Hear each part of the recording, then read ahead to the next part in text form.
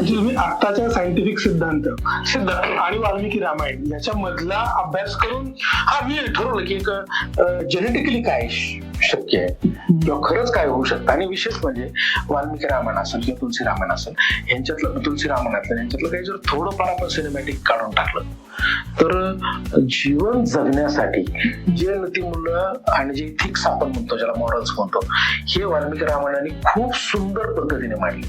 पण त्याचं हे असं भाकड कथासारखं वर्णन केल्यामुळं त्याच्यातला जो मूळ गाभा आहे याचा मॉरल्सचा, तो गाभा मागं पडतो ना, की त्यांना नेमकं काय समजायचं. त्याचं असं होऊ शकतं की इतक्या वेगवेगळ्या जमाती असून सुद्धा एकत्र येऊन लढल्या. हा एक चांगला मेसेज आहे ना, पण आपण त्याच्यातच अडकलो.